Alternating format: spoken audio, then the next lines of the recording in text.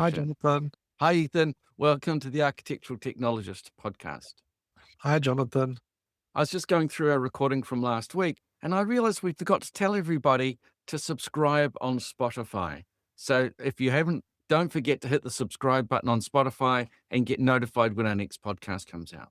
So today, Ethan, I wondered if we should talk about using AI for technical documentation. AI documentations, it's really important, I think, because 2 years ago, 2 years ago, ChatGPT came out and student peoples are quite excited and started using it. And in academic, this all the students, they also use ChatGPT or other similar AI software for the tech. For the students, they use a lot of AI generated answer for the assignments.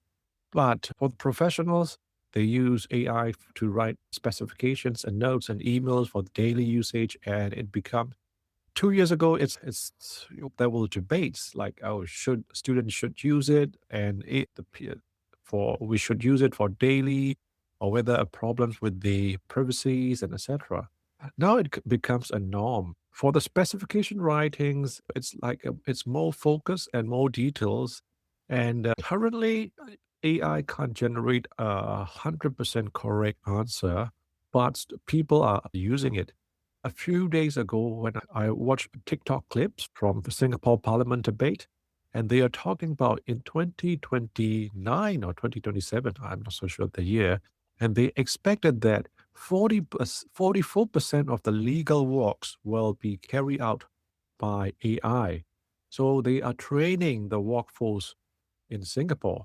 And also, people are concerned AI will take over the job, all the clerical job or all the low-level jobs by AI. So people are concerned. So they are training to get the basic skills. So they want AI as a tools and promote the proficiency, promote the efficiency. So people to be proficient and they will increase the proficiency. That's the idea. So let everybody to use, train AI and be more proficient. So specifications writings will be when you go back to and think about the specifications, yes, we will be writing the specifications in the future with this.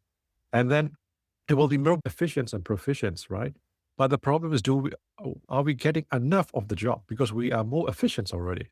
So I'd like to go back to a couple of the things that you said. The specification writing Hmm. is a very important task, but it also requires a high level of experience to write a specification. I know we teach our students to write a specification, but we don't really teach them how to go through the entire document, making sure that absolutely everything is in there. We only get them to modify a couple of clauses. And my experience has been that the specifications take a lot of work by an experienced user to make sure that everything is in there. Now, it's very easy to make sure that you've got your roof cladding and your wall cladding and your timber. And we use, where I live, we use a couple of programs. There's Product Spec, I think it is, and Master Spec. And those are pre-made specifications where you basically, they have all the information that you need, the storage of the materials, the installation of the materials, the manufacturer's data is all there. And you basically just fill in a couple of things like what size timber you're using or what manufacturer. And particularly Master Spec has got a lot of branded specifications, which are already written for you. So that, if it's profiled metal, then you've got a profiled metal one. All you've really got to do is put in the manufacturer and select the profile, and it does a lot of that work for you. But if we had AI to do that for us, it would actually look through our entire file and make sure that we had covered every material, because it's so easy to forget a material. You put on tiles in a bathroom, but you've also got to look at the grout, the tile membrane, the waterproof membrane, the backing. Have you got the specification for all those bits? And that's why it's always been an experienced person doing it, because the experienced person always has the ability to look deeper into the details to make sure everything's covered. Now, that would be ideal. And I was also going to go back to a point that you made about the way that AI is being used for technical documentation at the moment. But when it first came out, people thought that it would take away the jobs of like tradesmen, people who sweep streets, the sort of lower paid jobs. But I don't think it is. I sense that AI is taking over the job of a junior in the office. Now, I use Google Gemini, like ChatGPT, and I use it to help me write my newsletters, to help me write documentation. One of the great things that you could do with AI is use AI for your research, not for writing, but use it for doing your research. You write your assessment, you write the answers, you then give Google Gemini the question, upload your answer, and ask it if you've covered everything. Now, you're not asking it to write for you, you're asking it to check. And this is where I think AI has such an advantage, the ability to scour huge amounts of information and give you back that answer. Now, that's one thing that I think that we could talk about would be using it for that type of thing, checking your answers. So the other thing I was going to say is that I'm really worried about is that if, let's say, for example, we're in a marketing department and I'm writing a regular newsletter and I'm getting Google Gemini to write my newsletter for me, and I go through and check it, and I'm telling Gemini, I have to write a weekly newsletter. I'll tell you what I've done last week, and you can tell me whether any of those things that I've done could be expanded into the newsletter. Okay, so we could do that. And then I check through and I correct it and take the information it's given me. So I'm using Gemini like a junior in my office. Now, the downside of that is that I'm not going to employ a recent graduate to be a junior in my office when I'm using Gemini to do that. So if I don't employ the junior in my office, how does that junior become experienced? I worry that we're going to have a whole missing Generation. generation.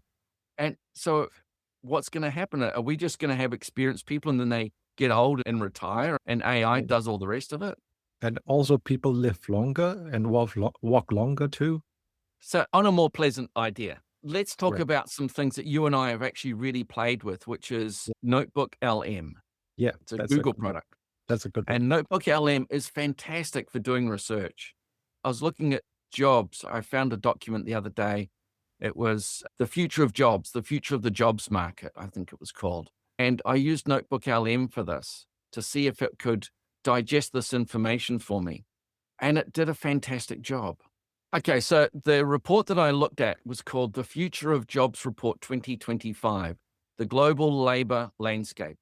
Now, this document was 270 pages long, Ethan. It was quite a long document. So what did I do? I uploaded it to NotebookLM and it gave me a summary of about 150 words, one paragraph, very easy to read, great introduction. Okay, so I know that this is all about, it's based on 1,000 global employers. It looked at climate change, geopolitical shifts, artificial intelligence, and it looked in particular at the jobs in 2030, what jobs are still, or what jobs are of concern. Now, the nice thing about NotebookLM is that it doesn't just read your document and give you a little summary. You can make a slideshow from it. You can make an audio podcast. You can make a mind map. You can make flashcards, infographics. You can create loads of stuff from it. My favorite thing is the podcast, because the podcast is about an 18-minute podcast that focuses on the most important topics or the key topics of that document. So I can then put that onto my phone. I can then go for a run. I can go to the gym and I can listen to that document. I spoke to my friend Franco Falloni in Italy recently, and he said that students are doing this for doing their learning. What they do is they take chapters of their research book, or if they've got a textbook to read, they'll take chapters of that textbook, put it into NotebookLM and generate these podcasts. And then they just listen to them. And that's their way of learning. They can go for a bike ride and they can listen to their notebook, so they can combine things together and make themselves much more efficient with their learning. My favorite part of that podcast is when you're in front of your computer, the interactive podcast. That's Not really only does it have all this information, but you can then ask it questions. So I was teaching someone yesterday. I was actually showing a friend of mine this yesterday, and she's a graphic designer. And so we were listening to this podcast, and I said, I'm a graphic designer. So I did the interactive thing. I said, I'm a graphic designer. What's the future of my industry? And straight away it said, your profession is on the list of those that are in trouble. Oh dear. So that to me is a fantastic way of using AI for technical documentation, giving you really good, quick information. Now, from a student point of view, this is a fantastic learning tool. Yeah. I had a copy of a standard really good standard that we use, the 3604. I uploaded it to NotebookLM and asked it to make a podcast. Now, when you ask questions of that podcast, when you do the interactive podcast with NotebookLM, it will not make up information that isn't in the source document. If it's not in the source document, it can't answer. So if you were doing an assignment on, let's say, for example, piles, timber piles, pile construction for a timber floor, you could say to NotebookLM, when should I use an anchor pile and when should I use a braced pile? And it gives you the answer. It tells you when one is better than the other. Yeah. And to me, this is a fantastic learning. It's like having your tutor on call and you can ask it questions. Yeah, that's a really good use case for a notebook. And Yeah, I'm encouraging my students to use Notebook LM too, because it's 2026 and they need to use it and they need to proficiency with the AI tools and also from that they need to make a judgment. That's the idea. it'll also It's create a video overview, I think. and Does it my then app. create a slide deck? I think Yeah. you've used it for slide deck, haven't you? No, I don't, but well, my colleague use it. Because one of the things that we used to do with our students was to get them to do a 2-minute presentation on a part of the building code. Of course, if I was a student now, what I'd do is I'd get that part of the building code, I'd put it into NotebookLM and I'd click on create slide deck for me. Yeah. And I'd also get it to read about that so that I could understand it more clearly. It's just, to me, it's a fantastic learning tool. Yeah. Now, I'm not suggesting that you use it to copy and paste your answers into your assignments. I guess the other thing, Ethan, is that 3 years ago or 2.5 years ago when ChatGPT came out, as tutors, we were very concerned about students using it instead of learning. And now we seem to be telling students, this is part of your learning. Use it to learn more efficiently, use it to learn better and become better at what you're doing. Yeah, this is what happening in the classroom. So I don't know how the students will use because lazy students are always lazy. Even you give the notebook LM, they still can't make it in time. The serious students, they enjoy it and they learn more. So it's, yeah, human natures never change. Even though you give the best tools in the world, good students will do always very diligent and give the best result. And bad students will sleep until the last minute and generate the answer from notebook LM at least. So that's what happened.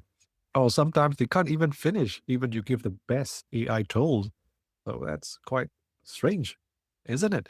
It's a bit sad really, but as you say, that human nature is still there and Mhm. that some people really want to become proficient and will work hard at it and they will still do better. And in a way, giving them these tools to make them better, you're actually separating them even more so that the proficient students become even more proficient and the lazy students stay where they are and the gap between them is likely to increase. That's what I So observe. the Notebook LM for creating that kind of learning is fantastic. But there's also one of the most important things about ChatGPT and Google Gemini and all the others is to set the scene of what you're trying to get help with, what we call the prompt. That when we're going to use it for technical writing, we have to make sure we describe the prompt very well so that the answer comes back appropriately. If you don't describe the scene or the setting, the answer you get back is likely to be incorrect, or at least not good enough to use. Now, we're going to talk about this in a later podcast. So if you're not already subscribed, hit the subscribe button because we're going to talk about how to build your AI brain, how to build the AI profile that you can use in things like ChatGPT and Gemini so that when you ask questions, it knows how you think, it knows what kind of work you're doing, and it saves you a lot of time in that kind of situation. Now, I'm not talking about using Claude or setting up your own AI brain that you can use as an agentic AI. That's another topic. We're going to talk about that this year, I think, using agentic AI. Just don't give it your credit card number. So back to this thing. Yeah, NotebookLM is fantastic for research. And then the other things like the ChatGPT and Gemini, fantastic for getting a lot of information and helping you to do technical writing. Now, it's not perfect. So you still have to work hard at checking your spelling, well, it's not so much spelling, but or grammar, but it's really checking to make sure that it's correct. A lot of people expect because it's AI generated, it is perfect, and it is not. There have been several well known cases of lawyers where they've used AI and it's generated false, what was it, false case studies Yeah. that don't exist. And ChatGPT was notorious for this hallucination. Now, the nice thing about using NotebookLM is it's sandboxed so that it's only using the data you give it, which means that you can then give it quite a lot of data just for one area that you want to look at. And then you know that the information provided is coming directly from your research or from your uploaded documentation. I used it recently. I'm helping to edit a document for, it's called Introduction to Construction. It's going to be a big document on the students, really. So I uploaded the first 5 chapters or the first 4 chapters, the introduction chapters, and I got it to make me a slideshow. And it was fantastic. The slideshow actually generated all the information I needed, and it also uses language that makes it engaging, which I think is really important. And that's one of the nice things about using NotebookLM to do your reading for you, is that it then generates a podcast which is using engaging language, which makes it easy for you to listen to. Yeah. Even 3604 sounded exciting once I got NotebookLM to do my work for me. It really helped me understand that, because it's a complex Yeah.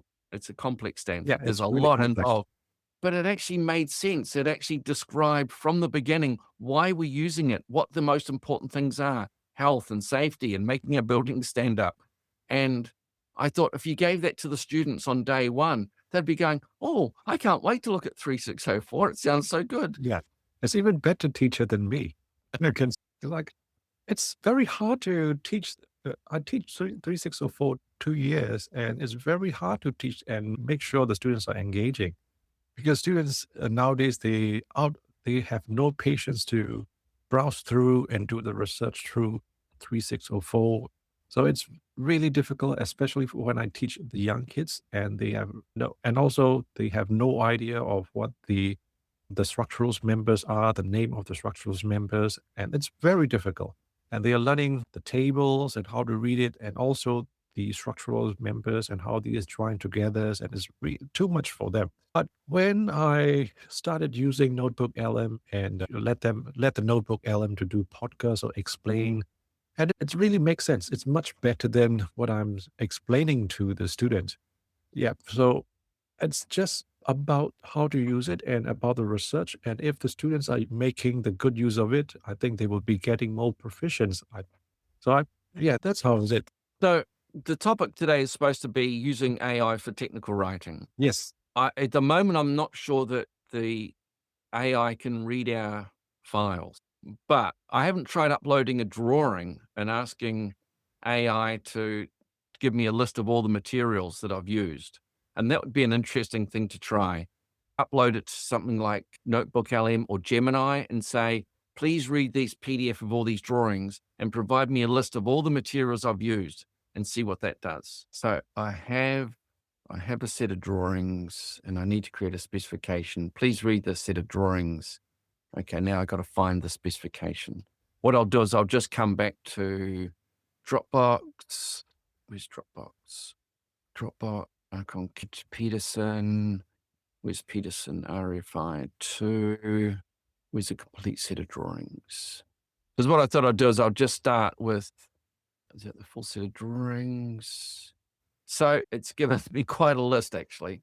It's given me the legal description. It's given me the retaining walls. It's told me what kind of retaining walls it's using. So it's actually given me the list of those. It's told me that I've got permeable paving. It's got the concrete footings. I've got the steel structure. We've got the timber floor joist, the roof rafters, the building envelope. I know the roofing, the skylights. I've got wall clad. It's listed all the wall claddings for me, the joinery, the interior finishes, the services. And that's what it's got up to. It's given me a lot of that information. So I now know all of those parts. It Mhm. hasn't gone into the next stage, which I'd need for detailing or for the specification writing. So it's given me the floor system, the Integra, the Resine construction systems, Integra floor system on timber framing, but it hasn't really gone into that next level of detail. But it's asked me, would you like me to draft the specific workmanship requirements of any of these sections, such as steel? I'm going to say, yes, please, all of them.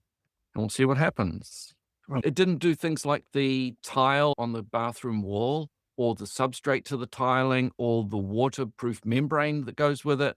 So there's still a level of information that it needs to go to be truly useful as something like a specification writer. yep, yep.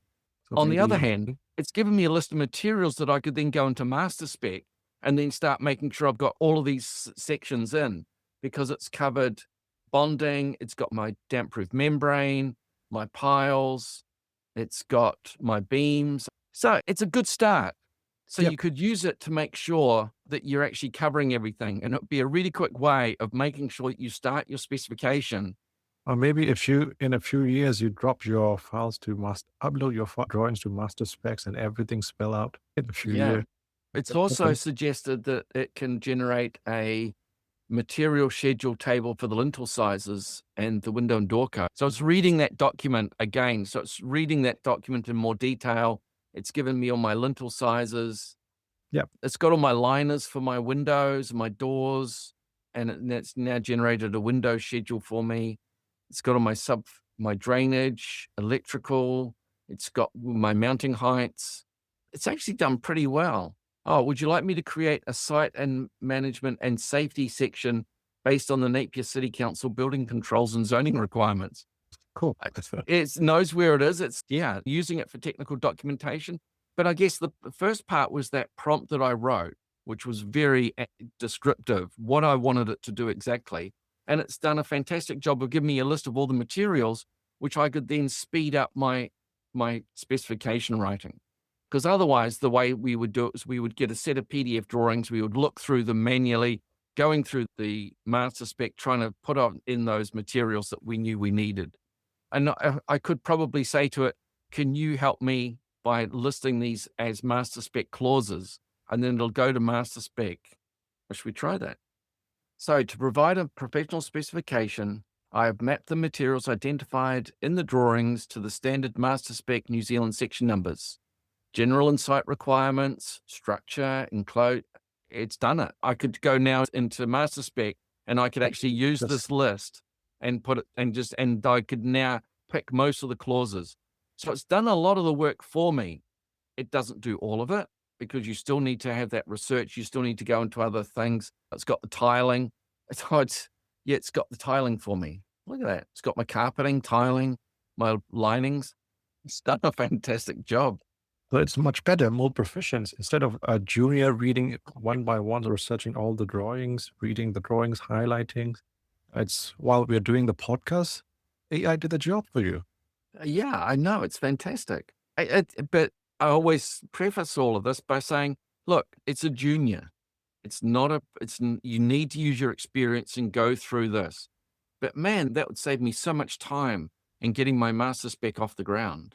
So it's probably time we wrapped up, Ethan. So we've talked about a couple of different things. The most important one is, can you use AI to help generate your technical documentation? Yes, but not 100% replaceable. You can use a tools for Yeah. certain level. That's what we tested it while we're doing podcast. So yes, you can, but So 100%. So number one, you can use it to generate your outline of all your materials by master spec by asking it to read all your drawings, which is really cool. I hadn't thought of that. You can use NotebookLM to generate a summary of complex documentation. So like that jobs report. It's 270 pages of jobs report, and the ability to then ask it questions. And like with 3604, when's the best time to use this type of pile? And it gives you the answer. Yep. That is fantastic for the student to learn. If you're doing things like newsletters, like I do, I write a weekly newsletter, and I'm always using it to help me generate the newsletter topics. And what I did was I uploaded a whole bunch of newsletters that I'd already written and said, this is my style. This is how I write. This is how I sound. This is the structure I like to use. And it's remembered that. That's cool. So I think, Ethan, that the answer has been that AI is really going to help by creating these different techniques to help you learn, to help you research, and to help you check things and Yeah. create technical documentation. Hey, everyone, thanks for listening. If you got this far, don't forget to hit the subscribe button. Become a subscriber on Spotify. You'll get notified when our next one comes out. All right. Ethan, thanks for joining me. Thank you, and see you next week.